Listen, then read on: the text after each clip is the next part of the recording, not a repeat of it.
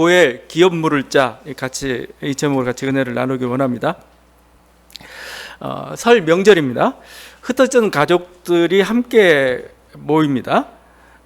뭐 지금은 뭐 이렇게 옛날에는 반드시 모였는데 지금 뭐 대신 해외여행을 가기도 하고 사정이 있으면 가지 않기도 합니다. 금년 설은 또 신정하고 너무 가까워서 좀 많이 가지 않은 그 가정들도 있습니다. 근데 가지 않더라도 해명은 해야 됩니다. 내가 왜 못 가는지를 해명을 해야 되는 거죠. 그냥 빠지면 안 되는 게 바로 이 명절이 가지고 있는 그 문제, 그 무게인 거죠. 인류의 어떤 구성 단위가 뭘까? 최소 구성 단위가 뭘까? 인류의 최소 구성 단위는 뭐 한 인간이 아니고 사실은 가정입니다. 한 공동체라고 할 수가 있는데 이게 인류의 어떤 최소의 구성 단위라고 할 수가 있어요. 한국 사회에서는 그 무게가 더 무겁죠. 누가 그런 분석하는지 참 맞아요. 한국 사회가 어떤 어느 정도 불평등이 좀 심해지고 있죠.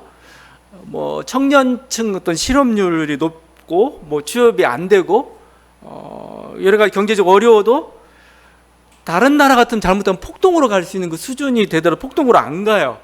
왜 안 가느냐? 가족이 버텨줍니다. 그 모든 어떤 위험이나 모든 불안이나 어려움들 가정이 흡수해줘요 다. 그래서 가정이 주거 문제를 해결해주고 가정이 또 경제적 필요들을 다 채워주죠. 그러니까 굉장히 사회가 위험 수준을 가지 않도록 만들어주는 하나의 보루처럼 역할을 하고 있습니다. 그래서 좀 그런 얘기지만 머리 좋다, 내가 어떤 유전자를 가지고 태어났냐보다는 어느 집에 태어났느냐가 더 중요해요. 지금 우리 인생에 뭔가 행복과 불행을 이렇게 만들어내는 게 사실은 가정이라는 게 되었다는 거죠. 뭐 그건 우리나라뿐만 아니고 외국 영화나 드라마, 뭐 재난 영화, 어떤 위기가 닥쳤을 때 오롯이 그 위기를 견디는 것은 가족입니다. 가족의 힘으로 그 위기들을 이겨내는 것들을 우리가 많이 볼 수가 있죠. 근데 이 가족이 이렇게 뭐 엮이고 최후에 보르고 괜찮은데 너무 깊숙이 연루돼요. 그러다 보니까 항상 문제가 발생합니다. 우리 정신적 스트레스의 거의 절반 이상은 가정 문제로부터 이렇게 파생을 하고 있습니다. 여러분의 어떤 심리, 여러분의 마음, 여러분의 인격 형성도 대부분 다 가정에서, 여러분이 그래서 어떤 가정에서 태어났느냐가 사실은 여러분의 미래를 사실 결정해버린 거나 마찬가지예요. 나의 인격이나 나의 가치관이 여기서 형성됐잖아요. 그게 여러분의 행복과 불행을 결정을 해요. 뭐 예전에는 뭐 시집살이가 굉장히 힘들었죠. 그래서 뭐 지금도 뭐 그럴 수도 있겠죠. 근데 그래서 예전에 그 유명한 말이 이거죠. 하도 그 시자를 싫은 거예요. 시집이라는 시자가 싫은 거예요. 그래서 시금치도 안 먹고 시금치 발음하기도 싫어했다는. 왜냐하면 여러 좀 애증관계로 이렇게 엮이다 보니까 참 힘들기도 하고, 그래서 명절은 다툼이 많습니다. 그동안 쌓였던 한꺼번에 풀려고. 그래서 제가 항상 명절에 하는 기도는 가정이 화목하기를, 싸우지 않기를 그렇게 할 정도죠. 하여튼 가정은 든든한 보루고 견고한 성체와 같지만 또 이렇게 우리들의 어떤 애증이 얽힌 참 힘든 곳이죠. 그래서 그렇지만 정말 최후의 보루 같은 곳입니다. 든든한 성체 같은 거고, 지금 제가 이 가족 얘기를 한 건 설이라서 그런 게 아니고 오늘 말씀이 그래요. 지금 오늘 말씀은 가족과 관련된 얘기입니다. 핵가족이 아니고 뭔가 친척과 지인, 이것들 포함된 공동체의 얘기일 수도 있어요. 이스라엘이 한 국가라고죠. 이스라엘 한 국가입니다. 근데 이스라엘 보게 되면 또 그 국가 아래 12개의 지파가 있어요. 12개, 뭐 이씨, 김씨, 뭐 이런 지파가 있습니다. 그 지파 밑에 또 족속이 있습니다. 전주 이씨, 아니면 뭐 경주 이씨, 뭐 이런 식으로 또 조그마한 어떤 그 지파 밑에 이걸 이제 족속이라고 좀 표현 좀 그렇지만 하여튼 족속으로 표현하고 있어요. 성경에서는 족속, 가문이라고 할 수가 있는 거죠. 가문은 또 족속보다 좀 작은 어떤 그 단위의 그런 작은 가문이라고 볼 수가 있죠. 하여튼 이게 조그만 공동체들이 있고 이게 하나의 큰 공동체를 이룹니다. 근데 그 공동체를 보호하는, 그냥 우리는 가족이야라는 게 아니고 그 공동체를 보호할 수 있는 제도를 성경이 줬어요. 그게 오늘 나누고자 하는 고엘이라는 제도입니다. 고엘. 성경은 기업 물을 자 이렇게 번역을 했어요. 고엘, 기업 물을 자. 근데 오늘 본문뿐만 아니고 룻기에서 가장 많이 등장하는 단어가 뭐냐면 고엘입니다. 고엘. 전부 기업 물을 자로 번역을 하고 있습니다. 이 고엘 얘기를 좀 해보려고 그래요. 한글 성경은 고엘입니다. 고엘을 기업 물을 자 이렇게 번역을 합니다. 근데 기업 물을 자, 영어는 리듬머에서 구속자 이렇게 번역을 해요. 기업 물을 자가 뭐냐? 이 무르다는 게 뭐예요? 그러니까 물러준다 이 말이에요. 그럼 뭐죠? 사거나 바꾼 물건을 원래 임자에게 도로 주고 돈이나 물건을 되찾다. 이미 행한 일을 그 전의 상태로 돌리다. 이게 국어사전 뜻이에요. 그러니까 원래 자기 물건이었는데 다시 찾아오는 거. 이게 무른다. 뭐 이런 의미가 가지고 있는데 기업을 무른다. 기업은 땅이라는 말입니다. 땅을 무르는 자 이렇게 볼 수가 있어요. 영어 리듬머는 저당 잡힌 것을 도로 찾는 사람입니다. 역시 저당 잡혔던 거 내가 도로 찾아오자 리듬머 이런 표현을 쓰고 있어요. 하여튼 모든 게 사실은 땅과 관련돼서 이렇게 사용되었던 그런 용어입니다. 이스라엘에서는 땅 신앙이 대단해요. 왜냐하면 이스라엘은 원래 땅이 없었죠. 또 가나안 땅에 들어갔어요. 또 가나안 땅을 불화를 받았습니다. 불화를. 근데 하나님으로도 불화를 받았는데 하나님 직접 준 게 아니고 제비뽑기 방식으로 줬어요. 그렇지만 하나님 주셨다고 지금 이들은 얘기하고 있습니다. 처음엔 지파별로 주죠. 야, 유다 지파는 여기 가져라. 베냐민 지파는 여기 가져라. 다 이렇게 줬습니다. 그 다음에 지파가 된 다음에는 뭐요? 지파에서 다음에 족속별로 또 땅을 나눕니다. 그 다음에 거기 또 가족별로 또 나눕니다. 이렇게 자기 땅이 다 세팅이 됐습니다. 이렇게 분배받은 땅을 기업이라고 얘기합니다. 히브리어는 나할라입니다. 나할라. 근데 이 나할라 신앙인데 이 나할라 신앙은 대단한 겁니다. 왜냐하면 자기가 받은 땅이 하나님으로부터 받은 땅이에요. 그러니까 뭐죠? 이 땅을 지키고 보존하는 것. 이 땅의 열매를 가지고 살아가는 것. 이게 신앙이에요. 신앙. 가장 중요한 신앙입니다. 그래서 이 땅은 빼앗겨서도 안 돼요. 누가 가져갔을 수도 없어요. 신성한 거. 이 기업 신앙이 사실 우리 직업이라는 게 사실 연장되고 있는 겁니다. 근데 인간이라는 게 뭐예요? 살다 보면 어려운 일도 생기죠. 또 뭔가 이렇게 땅을 그래서 팔아야 될 경우가 생깁니다. 그러니까 하나님 나할라라고 그냥 가지고 있을 수만 없잖아요. 팔 경우가 생겨 가난해가지고 이 팔 때 바로 고엘 제도가 작동을 합니다. 그래서 제일 먼저 이 땅을 살 수 있는 사람이 있어요. 누구냐? 아무나 살 수 있는 게 아니고 가까운 친척. 그 공동체죠. 그게 가족이 됐던 가문이 됐던 족속이 됐던 그 해당 안에 있는 친척들이 제일 먼저 그 땅을 살 수가 있고 또 내가 땅을 잃어버렸어요? 그러면 그 땅을 뭐예요? 빼앗겼던 그걸 다시 찾을 수 있는 게 바로 이 고엘이라는 제도입니다. 그 친척들이 가장 먼저 찾을 권리가 있는 거죠. 레위기 25장 25절입니다. 만일 내 형제가 가난하여 그의 기업 중에서 얼마를 팔았으면 그에 가까운 기업 물을 자가 와서 이 기업 물을 자 고엘입니다. 그의 형제가 판 것을 물을 것이요. 형제가 팔았어요. 그럼 뭐죠? 친척이 와서 대신 이를 사가는 겁니다. 이렇게. 그러니까 그러면 이 고엘 지도의 근본적인 목적은 뭐냐? 땅이 다른 가문에게 넘어가지 않도록 하는 거예요. 하나님이 주셨는데 이게 다른 가문으로 넘어가면 안 되잖아요. 그래서 자기 가문에만 있도록 하는 거고 동시에 또 뭐죠? 이런 행위들을 통해서 어려운 자기 가까운 친척들을 돕는 거죠. 친척 땅을 사면서 그렇게 야박하게 할 수는 없는 거고 뭐 여러 가지 도움 같은 걸 이렇게 줄 수 있는 거 아니겠습니까? 하여튼 공동체를 보호하는 걸로서 이 고엘이라는 제도가 생성됐는데 이 고엘 지금 오늘 사건은 이 고엘 제도를 좀 배경으로 벌어지고 있죠. 지금 보니까 나오미에게 땅이 있었다고 합니다. 아마 땅이라고 해봤자 변변치 않은 땅 같아요. 아마 공동 소유권 아니면 소유권은 있지만 수익권은 없는 경작할 수 있는 뭔가 그렇지 않으면 나오미가 이렇게 거지같이 살 수는 없는 거죠. 룻이나. 근데 하여튼 땅이라는 게 하여튼 있긴 있었는데 별로 이렇게 소득이 안 되는 그런 것 같아요. 하여튼 근데 이 땅을 팔려고 그래요. 그래서 이 땅 무르기를 이렇게 해야 되는데 가장 가까운 친척은 누구였느냐? 보아스가 아니었어요. 보아스가 아니고 오늘 성경에서는 1절에 뭐라고 부르냐고 하면 재밌어요. 아무개라고 부릅니다. 아무개. 근데 성경 히브리어 원어도 아무개라고 표현해뒀어요. 이런 표현이 잘 없어요. 항상 이름을 밝히거든요. 아무개, 이름이 나와야 되는데 이름이 없이 그냥 아무개. 그냥 여러분 그냥 아무개인갑다 보면 되겠지만 그렇지 않아요. 왜 이름이 없을까 이 사람은? 왜 이름을 안 부를까? 좀 프라이버시 때문에 그런가? 성경이 그렇지는 않죠. 저는 느낌이 마치 가문에서 지워진 사람 같아요. 가문에서 제껴진 사람. 왜냐하면 가족의 의무를 하지 않았어요. 형제의 의무를 제대로 감당하지 않았어요. 그러니까 뭐예요? 그냥 이름을 얘기도 안 씁니다. 그냥 아무개야 이렇게 얘기하고, 여기도 아무개. 보아스는 알 거 아니에요. 아무개야 부르면 안 되죠. 아무개 이름을 불러야 되는데 그냥 아무개라고 하죠. 가족의 의무가 중요한 겁니다. 형제 자매의 의무를 해야 돼요. 뭐 성경에서만 그런가? 현대 사회도 마찬가지죠. 현대 사회에서도 가정으로서의 의무를 해야 됩니다. 근데 그 의무가 어디까지냐? 이건 이제 문제가 발생을 하죠. 그냥 부모, 자녀 이 관계만 하나의 가정으로 보고 여기까지냐? 아니면 이것을 형제나 출가한 형제나 아니면 사촌까지도 확장시켜야 되느냐? 이 문제가 붙지만 현대 사회는 뭐죠? 그냥 핵가족이라는 거죠. 핵가족. 부모, 자녀로 구성이 되는.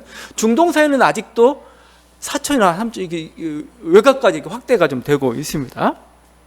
하여튼 문제는 뭐예요? 가족은 함께 해야 된다는 거죠. 가족은 함께 해야 돼서 어려운 구성원이 있으면 도와야 돼요. 부모가 자녀를, 자녀가 부모를. 또 아직 출가하지 않았다면 형제가 형제끼리, 자매 형제 자매끼리 서로 도와야 된다는 게 오늘 고혈제도 보여주고 있고, 또 우리 설 명절에 사실은 들어야 될 그런 거죠. 하나는 부유하고 하나는 가난해요. 그것을 뭐죠? 하나님 보시기에는 뭐요? 니네가 책임져라 이렇게 되는 거죠. 그 의무들을 다 해야 되는 게 고혈제도 우리들에게 얘기하고 있는 그 바입니다. 이건 가정뿐만 아니라 국가도 마찬가지입니다. 국가도 집가짜를 쓰고 있어요. 국가도 확대 가족입니다. 확대 가족. 가족을 확대시킨 게 국가라는 거예요. 그러면 국가가 해야 될 여러 가지가 일이 있죠. 가장 중요한 것은 가족을 보호하듯이 국가 구성원들의 생명을 보호하는 게 가장 중요한 거죠. 전쟁을 막고 침략을 막아내는 게 가장 중요한 겁니다. 그 다음에 두 번째 해야 될 게 뭐냐면 국가가 해야 될 가장 중요한 임무가 불평등의 해소예요. 불평등. 누군 가난하게 살아요. 누구는 부하게 살아요. 그럼 뭐요? 국가가 해야 될 일은 뭐요? 이 가난한 자들을 도와주고 뭐요? 이들을 약자를 배려하고 모든 행정력들을 거기에 사용되도록 해줘야 돼요. 내가 또 이 하나의 국가 속에서 내가 굉장히 뭐요? 어느 정도 엘리트 부유층으로 살고 있어요. 그럼 뭐요? 그것을 나누고 베풀어야 될 그런 의무가 있는 겁니다. 이게 성경이 바라보고 있는 하나의 관점이에요. 국가는 그냥 계약의 공동체가 아니에요. 성경이 바라보는 하나는 가정입니다. 가족. 그래서 가족의 윤리가 확장되어야 되는 거. 그래서 이스라엘 선지자들이, 예언자들이 외쳤던 게 결국 뭐예요? 니네 왜 가족의 형제 의무를 다 하지 않아? 이거예요. 왜 가난한 자 있는데 너희는 이 가난한 자의 걸 더 뺏어가려고 그래? 왜 너희는 많은 걸 가지고 있으면서 왜 나누지 않아? 예언자들의 메시지는 다 그것을 향하고 있었던 거죠. 예, 그래서 하여튼 이 상황이 발생하고 있는데 이렇게 이 의무를 지금 보았으면 지키려고 하고 그 아무개라는 사람 거기도 실패하고 있는 거죠. 자, 룻기가 좀 복잡해졌죠. 복잡해진 게 사실은 땅 문제만 있으면 괜찮은데 원래 이 아무개 씨도 땅은 내가 해줄게, 물르게 했는데 이 고엘의 연장선상에 하나가 있는 게 더 있죠. 그게 바로 형사취수법이죠. 형사취수법. 논리는 그렇습니다. 만약 자기 형제가 있는데 그 중에 하나가 이렇게 자녀를 낳지 못하고 죽었어요. 그건 뭐죠? 그럼 대가 끊기는 거죠. 그 대를 이어줘야 돼요. 그래서 그 이름이 보존되도록 해줘야 된다. 이렇게 얘기하는데 여기에서 작용하고 있는 게 또 고엘이랍니다. 고엘이죠. 그러니까 무르다 이 표현은 뭐죠? 어떤 죽었던 생명, 끊겼던 대를 다시 이어준다. 이런 느낌이죠. 그래서 지금 그 대표적인 룻기입니다. 룻기는 뭐죠? 지금 형사취수법이 가장 성경 속에서 적나라하게 고엘 제도의 어떤 또 다른 형태가 어떻게 사용이 되는가, 땅 말고 그게 룻기가 보여주고 있는 거죠. 이 아무개 씨는 처음에 그냥 땅을 내가 물르게 하고 했습니다. 근데 다음에 그 실패한 이유가 이제 보아스 그런 얘기하죠. 야, 너는 땅만 물을 게 아니고 이제 형사취수법 그 제도를 원래는 가족끼리만 해야 되는데 지금 친척까지 확장되죠. 그거 해야 된다. 그래서 씨를 낳아줘야 된다 이런 얘기를 합니다. 근데 이 사람이 아무개시 생각해보니까 이게 자녀를 낳게 되면 복잡한 일이 발생해요. 자녀에게 뭔가 재산도 물려줘도 여러 가지 것들이 복잡하게 생각하면서 자기 재산상의 손실이 있을 것 같은 생각이 듭니다. 그래서 이 사람이 포기하죠. 난 못하겠다. 이렇게 형제의 의무를 게을리했을 때 어떻게 하느냐? 거기다 하는 형벌이 있어요. 형벌이 뭐냐면 신발을 벗깁니다. 신을 강제로 벗깁니다. 거기 신명기 25장 9절에 이렇게 되어 있습니다. 그의 형제의 아내가 장로들 앞에서 그에게 나아가서 그의 발에서 신을 벗기고 그의 얼굴에 침을 뱉으며 이르기를 그의 형제의 집을 세우기를 즐겨 아니하는 자에게는 이와 같이 할 것이라 하고 이스라엘 중에서 그의 이름을 신 벗김 받은 자의 집이라 부를 것이니라. 신발 벗긴 자. 물론 신이 상징하는 여러 가지가 있겠죠. 하여튼 의무를 망각한 자에서 굉장히 불명예스럽게 만들어 버립니다. 저쪽은 형제 의무를 다하지 않는 자. 신발 벗겨온 자, 막 침까지 뱉었다고 얘기하죠. 근데 오늘은 이 아무개 씨는 자진해서 신을 벗었어요.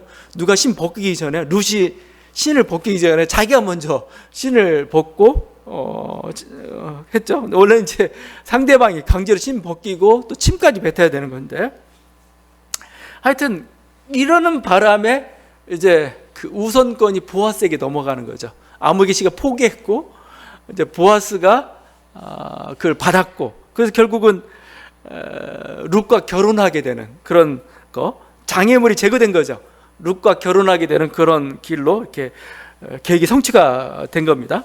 나중에 4장 17절에 보게 되면 룻이 아들을 낳아요. 아들을 낳았는데 그 아들을 뭐라고 표현하냐면 룻의 아들이라고 표현하죠. 보아스의 아들이라고 하지 않고 17절에 나오미의 아들이라고요. 왜 나오미의 아들이냐? 나오미의 아들들이 다 죽었는데 룻을 통해서 나오미의 아들을 낳아줬다는 그런 의미가 되는 겁니다. 그래서 나오미의 아들이다 이런 표현까지도 이렇게 쓰고 있죠. 그래서 고일 어떻게 보면 두 번째 안에 어떤 그 의무들이 이렇게 이루어지고 있습니다. 하여튼 룻과 보아스는 원하던 사랑을 이뤘어요. 자, 근데 보아스는 이 일이 결국 이렇게 흘러갈 줄 알았을까요? 우리가 결말을 알죠. 결말 아니까 당연히 그렇게 흘러갈 거야 라고 하는데 우리 인생은 만만치 않죠. 우리 인생은 아무리 내가 계획을 세웠다 할지라도, 내가 아무리 멋진 계획을 세웠다 할지라도 그거 장담 못해요. 그대로 그렇게 실현될 거라고 우리는 그렇게 생각할 수 없습니다. 그래서 우리는 이렇게 실현되면 하나님의 은혜입니다 이렇게 얘기하는 거죠.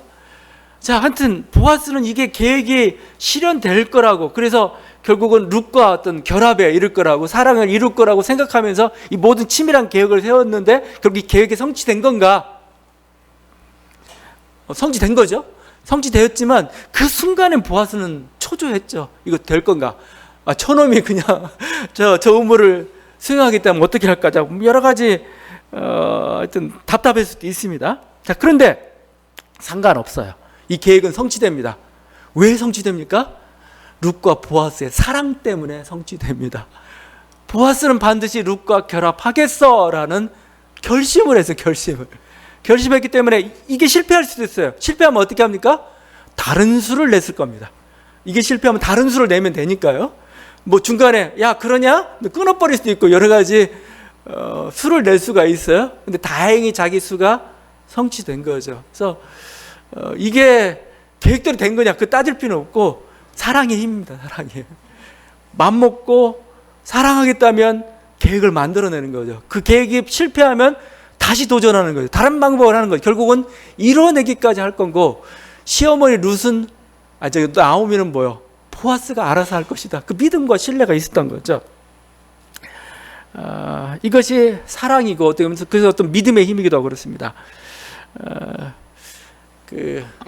우리 동양 고전 논어에 자한편이 있습니다. 자한편에 공자의 말씀이 있습니다. 사랑이 뭔지를 설명하는 거예요. 공자가 시를 하나 읽었습니다. 아름다운 자두꽃이 봄바람에 휘날리는구나. 어찌 그대를 그리워하지 않겠냐면 그대의 집이 멀고도 멀구나. 제가 한시를 알면 멋있게 읊을 수는 있겠는데, 아름다운 자두꽃이 봄바람에 휘날리는구나. 어찌 그대를 그리워하지 않겠냐면 그대의 집이 멀고도 멀구나. 그 어떤 그 사랑하는 그 마음, 뭔가 이렇게 그리운 마음을 이렇게 잘 표현했죠. 근데 공자의 평이 굉장히 부정적입니다. 이렇게 평가했습니다. 이건 진실로 그리워하지 않는 것이니 그렇지 않다면 가지 못할 먼 곳이 어디 있겠는가. 그리워하면 가야지. 사랑하면 가야지. 말로만 그리워한다면 뭐죠? 진정으로 사랑하는 게 아니구나. 이런 평가를 내린 거예요. 사랑하면 거리가 문제가 아니죠. 가는 거죠, 이렇게. 제가 얘기를 하는 것은 보아스는 어떻게든 수를 냅니다. 수를. 그래서 성취될 수밖에 없어요. 지금 이게 뭐 실패하는 바든. 그래서 이제 이런 과정들을 속에서 우리는 결국은 이렇게 얘기하는 거죠.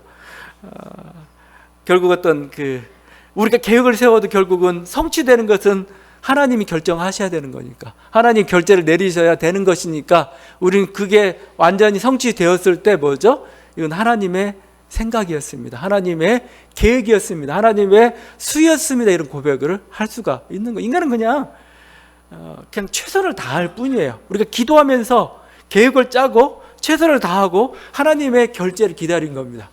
이게 이제 동양에서는 진인사 대천명이라는 표현을 쓰고 있죠.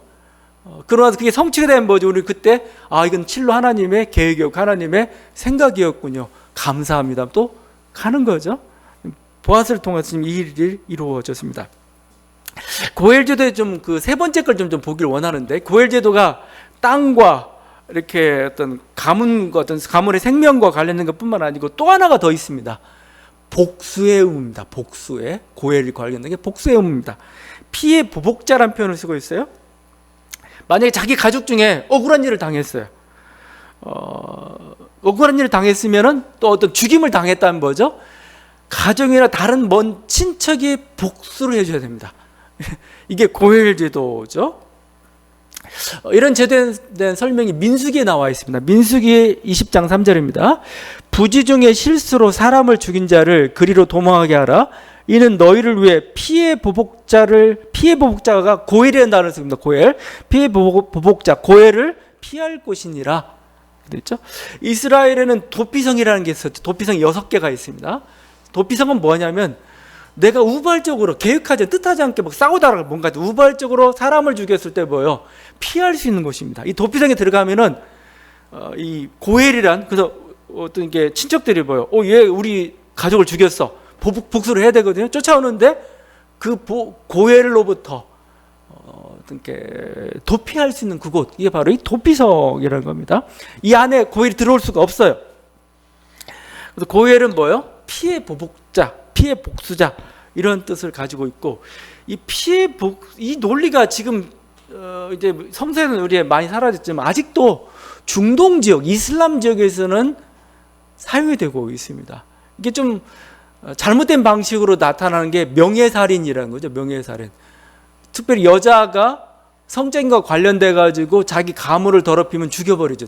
친척들이 죽이죠. 이게 하나의 고헬의 하나의 이제 자기 어떤 명예를 회복시키는 한 가족 자체가 뭐예요? 지금 뭔가 자기 어떤 명예나 권리를 회복시키려는 그런 나타나는 게 명예살인은 좀 잘못된 거죠. 또 그럴 뿐만 아니라 정치적으로 사실 문제가 많이 발생하죠. 이 문제가 발생하고 있는 게 이스라엘과 팔레스타인 간의 문제인 거죠. 이스라엘이 팔레스타인을 공격을 해요. 그래서 사람이 죽어요. 그럼 이 가족들은 뭐예요? 피해 복수를 해야 돼요. 피해 복수를 해야 되니까 온 가족이 이제 또 이스라엘 향해서 또 싸워야 돼요. 이런 식이 발생합니다. 그래서 팔레스타인 전체를 다 없애기 전에는 이스라엘이 지금 이런 식의 정책을 펴면 평화가 있을 수가 없어요. 그럼 계속 갈등이고 그렇습니다. 이게 좀 더 확대가 되면 어떻게 되느냐? 팔레스타인과 형제국가 관계에는 모든 중동 국가도 책임이 있는 겁니다. 형제국가가 어려움을 당할 때는 도와줘요. 지금 약화됐죠. 많이 약화됐지만 하여튼 그런 의무들이 있는 거죠. 그러니까 이스라엘이 정말 평화를 얻고 싶다면은 여기서 멈춰야 됩니다. 더 이상 진격하지 말고 그 자리에서 이제 하고 서로 평화 공존할 수 있는 길을 찾아야 돼요. 결국 그들이 원하는 게 뭐예요? 그들이 원하는 게 땅이잖아요. 땅이라는 게 얼마나 된 땅입니까? 그 다음에 성지, 탈환하지 않은 어떤 명분이잖아요. 그게 인간의 생명과 안전과 맞바꿀 수 있는 거냐? 아니에요. 근데 인간은 어리석죠. 어리석습니다. 그냥 목숨 걸고 자기 안전 걸고 나는 항상 총 들고 있고 나는 힘들게 살더라도 이 땅은 내가 차지할 거야. 그러다가 죽는 게 이제 인간의 어리석음인데, 항상 극단주의자들, 항상 이렇게 과격한 세력들이 항상 힘을 얻는 게 역사나 정치의 그 참 아픔이에요. 항상 어리석은 같은 결정들을 내리게 되죠. 하여튼 이것처럼 고혈연제는 역시 우리들에게 작용을 하고 있다는 겁니다. 이 복수의 고혈이라고 제가 얘기했는데, 이 복수의 고혈은 여러분이 기억을 해야 되고, 우리들 가장 중요한 것 중에 하나가 그렇습니다. 왜냐하면은 그게 바로 십자가의 사랑이 바로 이 고혈로부터 발생하고 있기 때문에 그런 거죠. 그리스도는 이제 누구예요? 우리 형제입니다. 하나님은 우리 아버지예요. 그죠? 그리스도가 우리의 친척이에요. 사실은 우리 가정인 겁니다. 우리 가정에 그리스도가 있고 하나님이 있는 겁니다. 자, 근데 우리는 어떤 존재? 우린 지금 죄에 팔렸어요. 죄에 팔려가지고 포로 된 존재들, 마귀와 어떤 세상과 죄의 포로가 되어서 이렇게 힘들게 살고 있는 존재들이죠. 근데 그럼 뭐요? 예수님 우리의 형제이기 때문에 이걸 방치하면 안 돼요. 고혈의 의무를 져버리는 겁니다. 해방시켜줘야 돼요. 포로로부터 해방시켜야 되죠. 그것도 주님께서 해방시켜줬어요. 어떻게? 십자가상에 자기 피를 흘리면서 자기 값을 지불한 거죠. 피의 값으로서 뭐죠? 우리를 산 거죠. 우리를 해방시킨 거죠. 가장 고혈의 그 정신을 실현시킨 게 바로 이 십자가고, 결국 우리는 그걸 통해 우리들이 온전한 구원을 얻게 되었던 거죠. 자, 이 고혈이라는 것은 그냥 우리 십자가의 구원뿐만 아니라 지금도 작용을 하고 있습니다. 지금도 그리스도의 형제인 우리를, 신앙인을, 믿는 자를 괴롭게 하는 것은 뭐요? 그리스도를 괴롭게 하는 겁니다. 그래서 우리의 원수는 뭐냐? 하나님의 원수가 되고 하나님이 우리를 위해서 대신 싸워주는 거죠. 그래서 우리를 대적하는 어떤 마귀나 어떤 문제 상황이나 그들은 뭐예요? 우리만만 싸우는 게 아니고 뭐죠? 우리와 함께하는 하나님과 싸워야 되는 거죠. 그럼 우리는 어떻게 보면 승리자라는 선언을 합니다. 승리자. 왜? 세상에 하나님처럼 강한 분이 어디 있습니까? 그러니까 사도 바울은 뭐예요? 어떤 권세나 칼이나 어떤 위험이나 곤고나 그 어떤 것도 우리를 그리스도의 사랑으로부터 끊을 자가 없다. 그 사랑이 뭐냐? 고혈의 사랑입니다. 날 건들면 너 다 죽어, 이거예요. 하나님 가만 안 있지 않아요.